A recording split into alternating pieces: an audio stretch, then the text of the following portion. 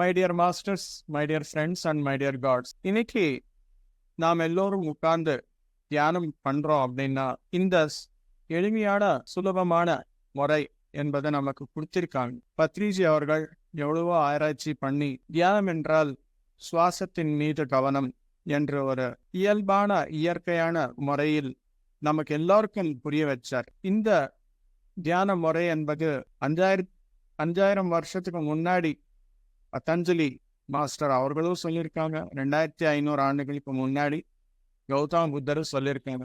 ஆனா யாருக்குமே இந்த விஷயம் என்பது இவ்வளவு எளிமையாக சொல்லணும் அப்படின்ற அந்த எண்ணம் வரல என்ற விஷயம் தியானத்தின் பற்றி விளக்கம் பத்ரிஜி அவர்கள் மட்டுமே கொடுத்திருக்காங்க. மாஸ்டர் நிறைய மாஸ்டர்ஸ், நிறைய யோகிமார்கள் எல்லாருமே வந்து வந்து வந்து வந்து இந்த பூலகத்துல நிறைய எனர்ஜி எல்லாமே கொடுத்து தியானம் என்பது சொல்லி கொடுத்திருக்காங்க. ஆனா யாருக்கும் இந்த விஷயம் புரியல.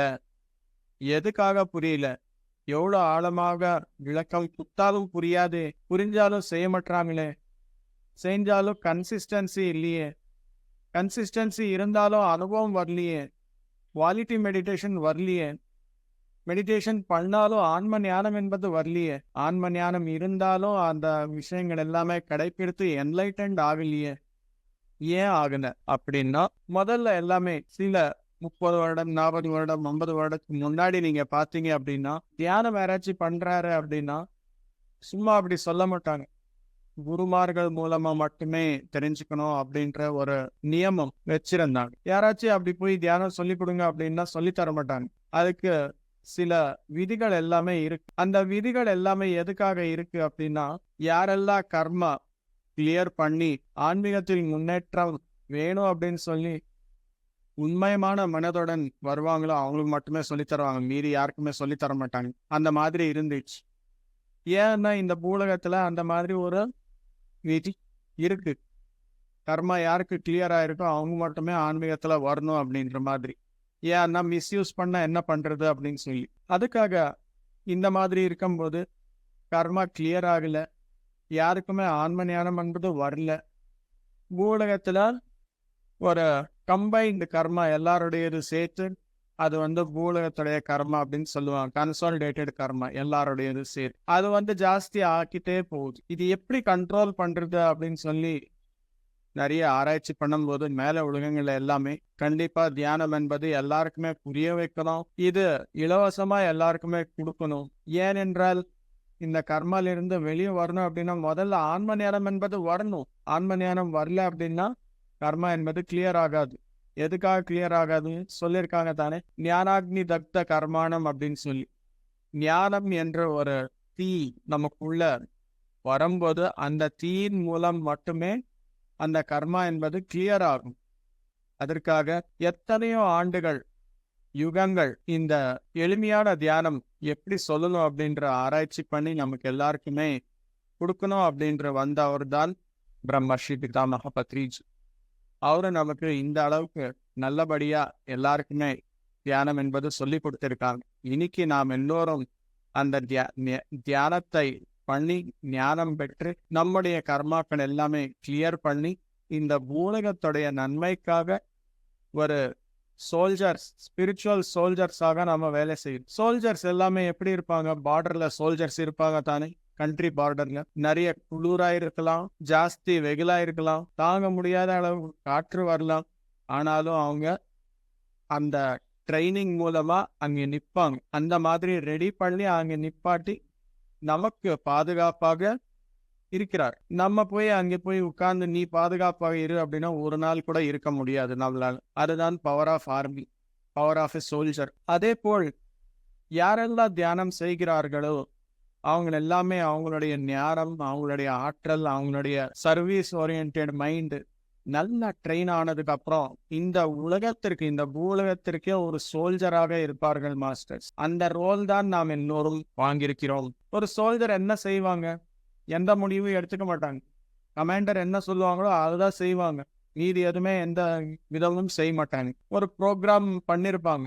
இந்த சூழ்நிலையில இது செய்யணும், இந்த சூழ்நிலை வந்தா இந்த சைடு போகணும், இந்த டைரக்ஷன்ல போகணும் அப்படின்னு சொல்லி ப்ரோக்ராம் பண்ணிருப்பாங்க. அதுதான் ஆன்மீக சோல்ஜர், அதாவது ஸ்பிரிச்சுவல் வாரியருக்கு அதே மாதிரி இருக்கும்.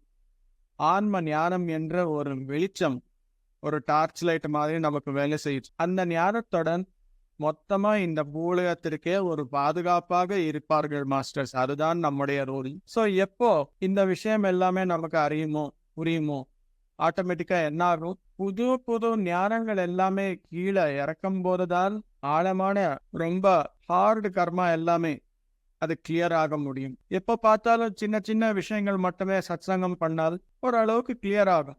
ஆனா மொத்தமா கிளியர் ஆகணும் அப்படின்னா எவ்வளோ எனர்ஜி வேணும், எவ்வளோ ஞானம் வேணும். இருக்கு ஞானம் 10ல, புது ஞானம் எல்லாமே மேல உலகங்கள்லேருந்து கீழே இறங்கணும். அதுக்கு முக்கியமான வழி நமக்கு யாரு கொடுத்திருக்காங்க அப்படின்னா பிரம்மர்ஷி பிதாமக பத்ரிஜி. எவ்வளவு நேரம் வேற இன்னொருத்தர் மேல டிபெண்ட் ஆக முடியும்? ஐயா என் பையனுக்கு சரியில்லை, என் பொண்ணுக்கு கல்யாணம் ஆகல, இது சொல்லுங்க அது சொல்லுங்க அப்படின்னா ஒருத்தர் தியானம் எல்லாம் நல்லா யார் பண்ணுவாங்களோ அவங்க பார்த்துட்டு அவங்களுடைய போன கடந்த பிறவிகள் எல்லாமே பார்த்துட்டு இது செய்யுங்க அப்படின்னு சொல்லுவாங்க.